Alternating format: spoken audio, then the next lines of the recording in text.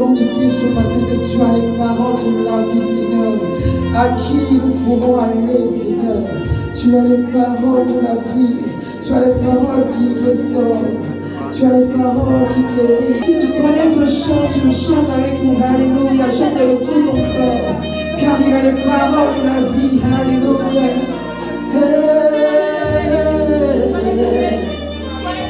Alléluia.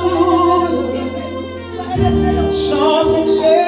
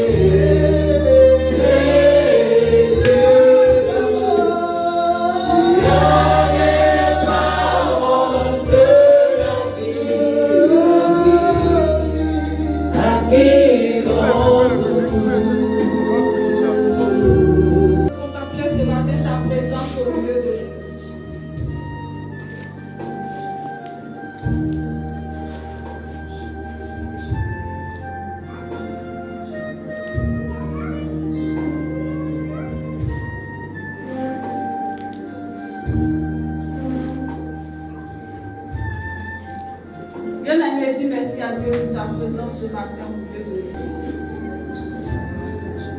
Merci pour sa présence ce matin. Merci parce que ce matin nous a dit. Merci d'Alpha et Omega. Merci de Dieu qui a fait de Jésus. Merci le commencement. Ce matin nous sommes merci.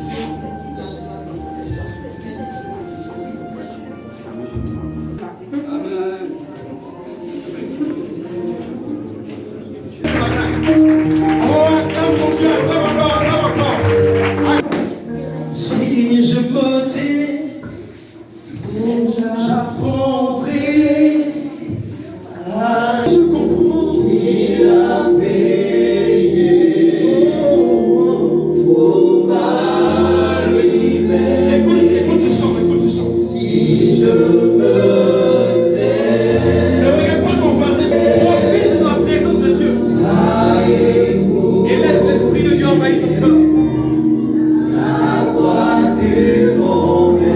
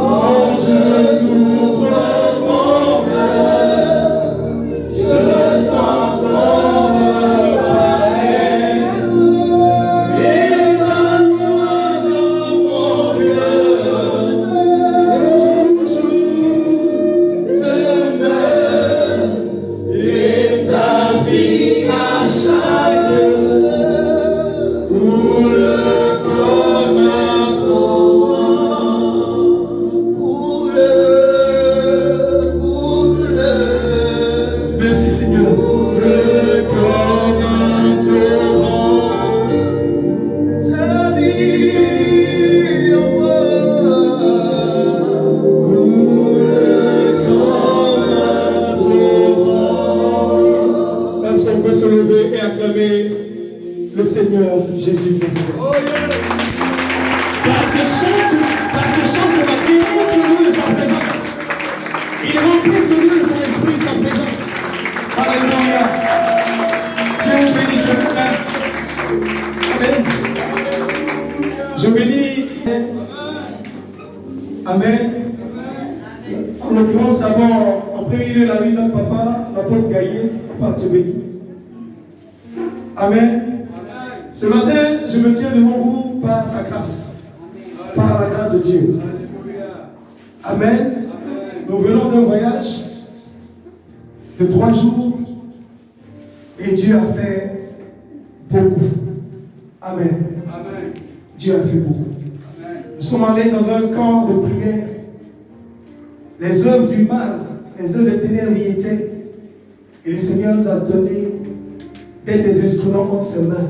J'aimerais qu'on acclame ce Seigneur qui nous a permis de partir et de revenir ce matin. Alléluia. Je vous assure que Timo, c'est un lieu de combat spirituel. Et Dieu t'a permis d'aller et de revenir. Et nous bénissons son nom. Et je bénis la vie de l'homme de Dieu qui, par cette prière aussi et son conscience spirituelle, nous a permis d'aller et de revenir. Amen. Nous allons entrer rapidement dans le vif du sujet qui nous réunit ce matin. S'il vous plaît, derrière, s'il vous plaît, silence. Silence dans la présence de Dieu. Changeons nos habitudes. Quand on... Alléluia. Nous venons à la maison de Dieu pour partir avec quelque chose qui ne va pas plaire à Dieu. Alléluia. Le but de notre réunion ce matin, c'est que Dieu nous réunit ce matin pour nous dire,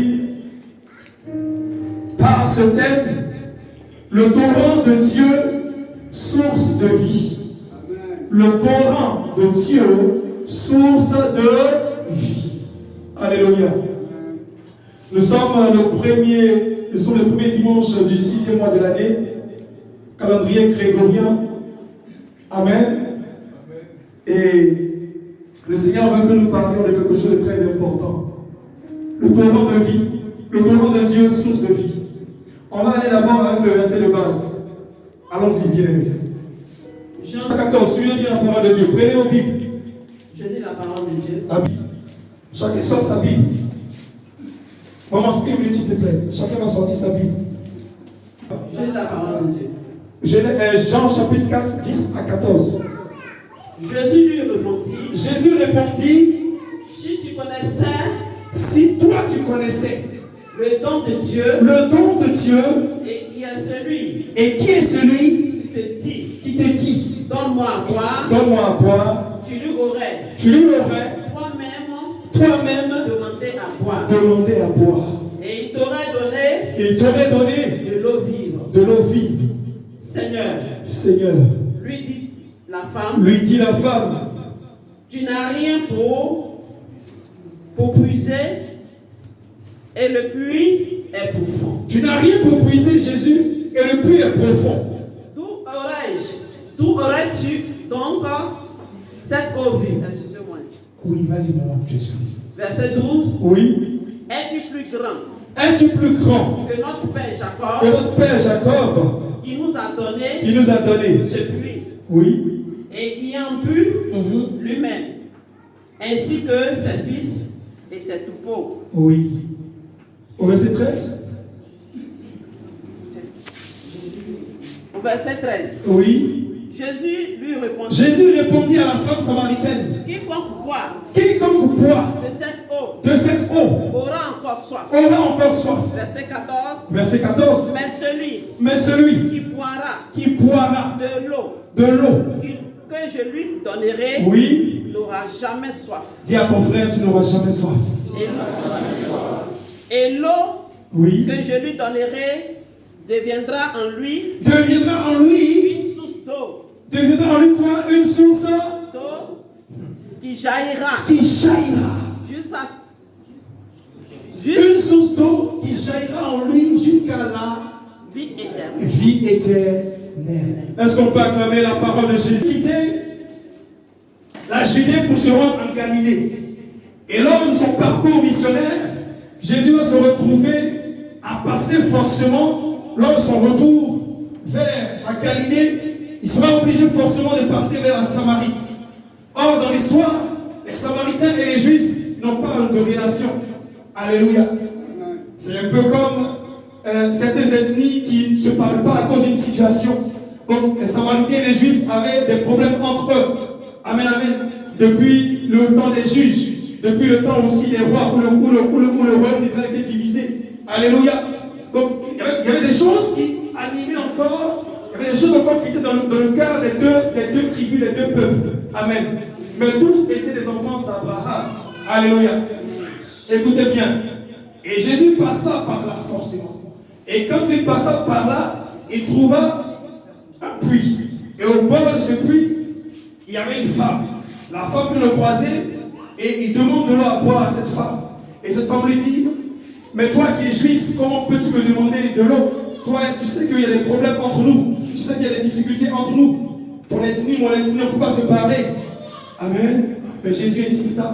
Et pour finir, il communiqua avec la femme. Amen. Le thème de ce matin, amen, nous sommes au torrent de la vie, au torrent de Dieu, source de vie. Amen, amen. Et en sous-thème de ce message, alléluia, le Seigneur dit une parole pour toi ce matin. Amen. Il est conduit par son esprit, personne ne pourra t'arrêter. Dis amen. Amen. Dis avec moi, conduit par son esprit, personne ne pourra m'arrêter. Personne ne pourra m'arrêter. Donc tu le dis tièdement. Conduit par son esprit, personne ne pourra m'arrêter. Personne ne pourra m'arrêter. Amen. Amen. La femme et Jésus vont rentrer dans une discussion. Et pour finir, Jésus dira à la femme, par rapport au puits, par rapport à l'eau qui se trouve dans ce puits, amen, que toi tu me donneras de l'eau, j'aurai soif. Mais moi, l'eau dont je te donnera la vie éternelle, jaillira en toi comme une source d'eau vive. Alléluia. Il y a quelque chose en toi qui doit être en toi afin que ça arrête la course de l'ennemi dans ta vie. Dis amen. Est-ce que toi tu comprends? Il y a quelque chose que Dieu veut que tu aies afin que les manœuvres du diable s'arrêtent dans ta vie. Il y a quelque chose en toi que Dieu veut déposer, que Dieu veut réveiller afin de t'emmener dans l'excellence dans toi-même maintenant. Amen. Alléluia. Amen. Jésus parlait à la femme, mais la femme ne comprenait pas la profondeur des Écritures, la profondeur de la révélation. Mais ce matin, toi, tu comprendras qui tu es et tu comprendras qu'est-ce que Dieu a mis en toi. Alléluia. Gloire à Jésus. Amen. Le torrent est une puissance. Amen. C'est une eau puissance, une eau forte, une eau impétueuse, une eau violente. Amen. Et le torrent, c'est un endroit où tout ce qui tombe dans le torrent est emporté avec force. Gloire à Dieu. Il y a quelque chose en toi qui sommeille. Il y a quelque chose en toi qui dort. Alléluia. Il y a une eau en toi qui a besoin d'être dans le torrent de la puissance de Dieu. Alléluia. Est-ce que tu comprends ce matin? Je veux t'emmener quelque part. Et là où je veux t'emmener ce matin, c'est dans le torrent de Dieu. Le torrent de Dieu, c'est la manifestation de la puissance de Dieu dans la vie d'un appelé, d'un enfant de Dieu. Tu sommeilles, tu dors. Il y a un dépôt en toi. La Samaritaine parle à Jésus. Amen. Elle a un dépôt en elle, mais ce dépôt dort. Allons-y rapidement, écoutez. La Bible dit, Jésus passe en Samarie. Amen. Beaucoup de personnes sont des Samaritains. Ça dit qu'ils ont la lettre, mais ils n'ont pas la révélation.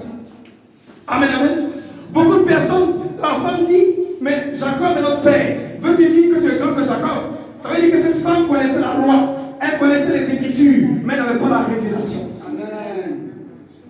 Dieu veut que tu marches avec la révélation.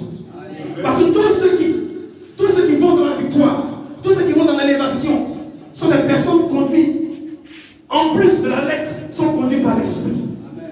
Parce que l'Esprit accompagne la lettre. L'Esprit accompagne les Écritures. Est-ce que tu comprends? Tu as besoin en plus des Écritures d'avoir l'Esprit. Et l'Esprit ce matin, c'est Jésus qui vient visiter la femme au puits. Alléluia. Amen. Jésus vient rencontrer la femme au puits. Jésus vient te rencontrer aujourd'hui. Jésus te rencontre aujourd'hui afin que tout ce que tu as comme connaissance écrite soit bousculé, soit frappé, soit touché pour que tu deviennes un torrent de vie quelque part. Alléluia. Je veux dire quelque chose. Le puits, en bas du puits, ça veut dire quoi? Il y a de l'eau qui passe souterrainement, dans le sous-sol, dans la terre. Amen. Donc, les hommes vont creuser afin d'atteindre la source d'eau. Alléluia. Donc, les gens vont aller puiser quelque chose qui stagne. Ta vie est comme ce puits. Cette eau est ta vie. Mais cette vie-là, c'est l'écriture, c'est la parole qui est morte en toi, qui est couchée en toi, qui dort en toi. Est-ce que tu comprends? Tu as besoin, pour aller à un autre niveau de ta vie. Amen. En plus de l'écriture, en plus de l'eau du puits, tu as besoin que cette eau-là commence à bouger maintenant. Amen, amen. La femme connaissait Dieu, mais elle n'avait pas l'esprit, elle n'avait pas la révélation.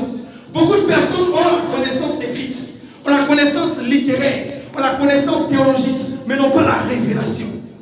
Amen. Pour atteindre un autre niveau avec Dieu, pour voir des miracles, pour voir des prodiges, pour entrer dans ton succès, tu as besoin que l'eau du puits devienne un torrent qui bouge. Tant que la parole de Dieu en toi restera stagnante, restera comme un puits, l'eau qui ne bouge pas, tu ne verras pas une autre dimension avec Dieu. Pour avoir une autre dimension avec Dieu, il faille que, n'est-ce pas, le puits soit changé en un torrent. Ça veut dire que ce qui bloque ta vie, ce qui bloque la manifestation de Dieu en toi, va maintenant exploser. Et la seule personne qui peut faire exploser cela s'appelle Jésus de Nazareth, que je vais te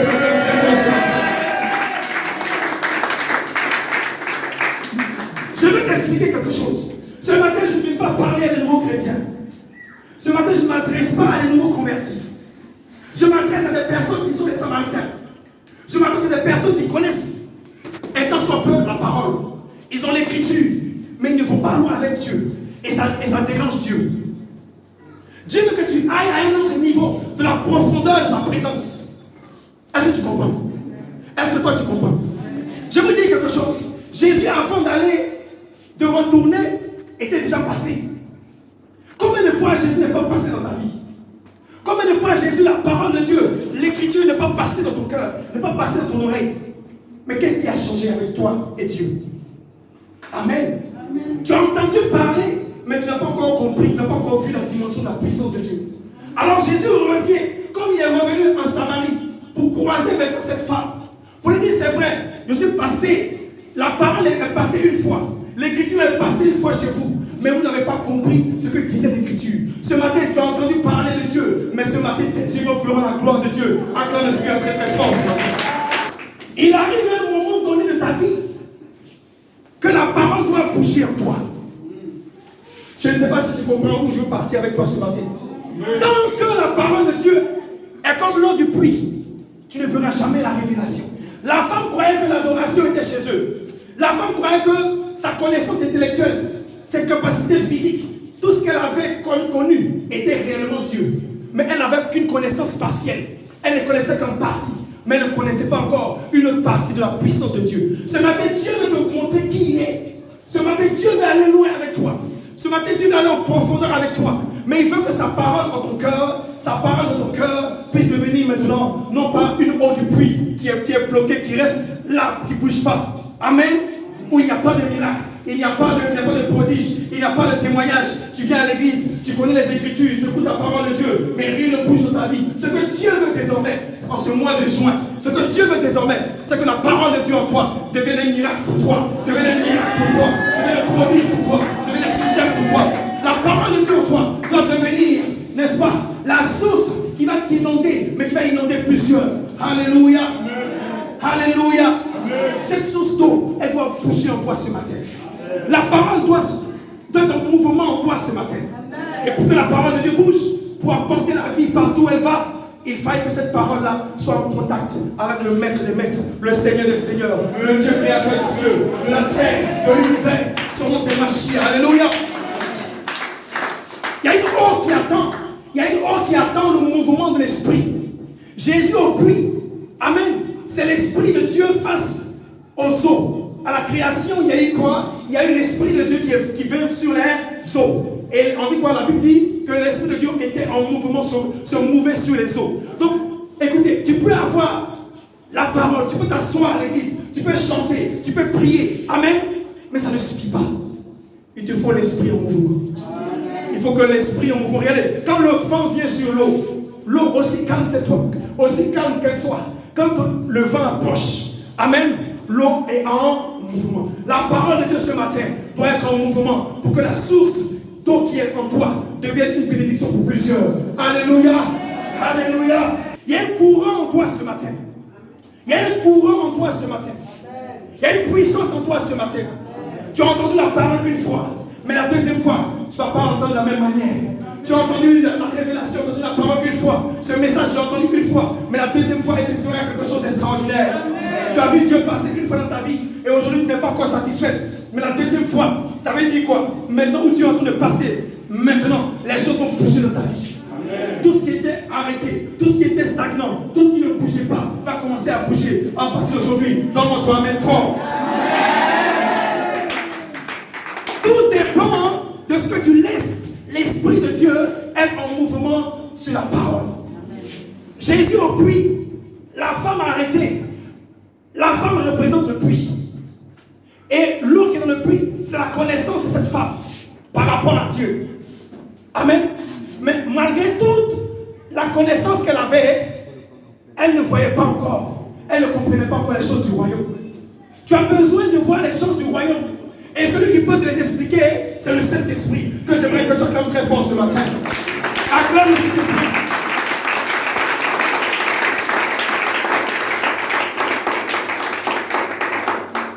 Amen. On va aller rapidement, je ne vais pas trop m'arrêter dessus. Mon introduction était pour te faire comprendre que il y a un dépôt qui est en toi. Depuis que tu es chrétien, il y a un dépôt qui est en toi. Mais ce dépôt-là, c'est Dieu qui l'a voulu. Mais ça ne suffit pas.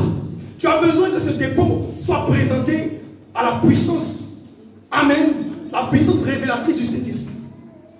Quand le Saint-Esprit vient sur la parole, quand tu laisses le Saint-Esprit agir sur la parole, il t'emmènera dans les révélations profondes. Il t'emmènera dans les visions profondes. Amen. Il t'emmènera dans une élévation que tu n'as pas connue. Amen. Dieu veut que tu passes à un autre niveau. Amen. Un niveau de connaissance, un niveau de vision, un niveau de révélation, un niveau d'excellence. Alléluia. Amen. Beaucoup sont satisfaits du premier niveau. Là, Jésus est passé une fois. La Bible dit que quand Jésus est passé, il allait faire le baptême.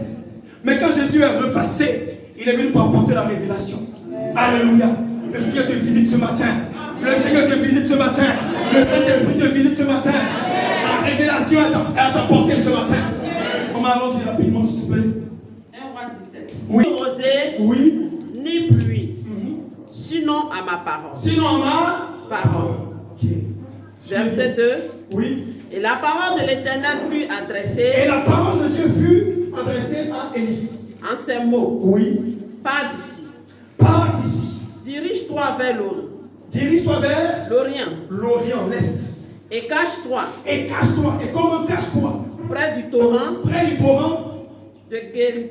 De Guérit. Dis avec moi le torrent de Guérit. Le torrent de Guérit. Le torrent de Guérit. Alléluia. Qui est en face. Qui est en face du Jourdain.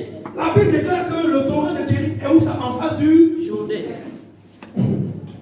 Tu boiras de l'eau. Tu prendras de l'eau du torrent. Et tu vas boire l'eau du torrent. Et tu ordonnais. Et quand j'ai ordonné, je pense bien. Pardonnez.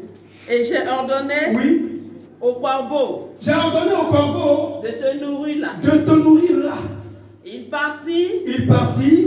Et fit. Et fit. Selon la parole de l'Éternel. Oh Jésus. Amen. Et il alla s'établir près. Il alla s'établir près du torrent de Guérit. Du torrent de Guérit. Alléluia. Amen. Maman, tu es béni. On va juste arrêter là après. Pour que tu ailles à une autre dimension avec Dieu, il faut laisser le puits devenir un torrent. Mais pour que le puits devienne un torrent, il y a ce qu'on appelle. Amen. Quand le Saint-Esprit va venir sur la parole que tu as entendue, sur la parole que tu as reçue, pendant les années, le Saint-Esprit viendra avec un fracas. Amen. Je veux parler de quelque chose. Écoutez-moi bien. Quand de l'eau est quelque part, pour que cette eau jaillisse, le Seigneur a dit quoi? Il dit, l'eau que tu vas boire, amen, que je vais te donner, jaillira en toi jusqu'à la vie éternelle. Ça veut dire que l'eau passe quelque part Et il faut casser un endroit pour que l'eau jaillisse. Est-ce qu'on me comprend? Donc je veux dire que lorsque tu vas marcher avec Dieu, avoir sa parole en toi, amen, le Seigneur dans son temps, parce qu'il veut aller à un autre niveau avec toi, sera obligé de venir frapper une partie de ta vie pour que cette eau puisse jaillir. Et il n'y a pas de jaillissement, il n'y a pas d'élévation, et il n'y a pas de succès tant que Dieu n'a pas frappé. C'est pas ça que je comprends ce matin.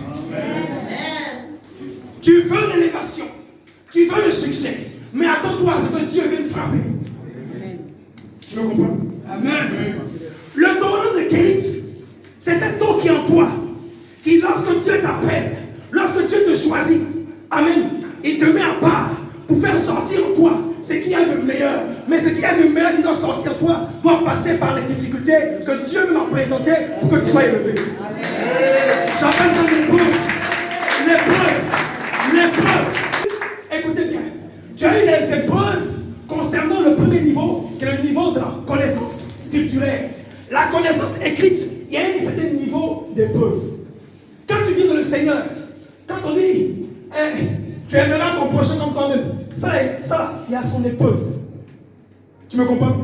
Tu aimeras ton prochain comme toi-même, il y a son épreuve. Quand tu commences à méditer la parole de Dieu,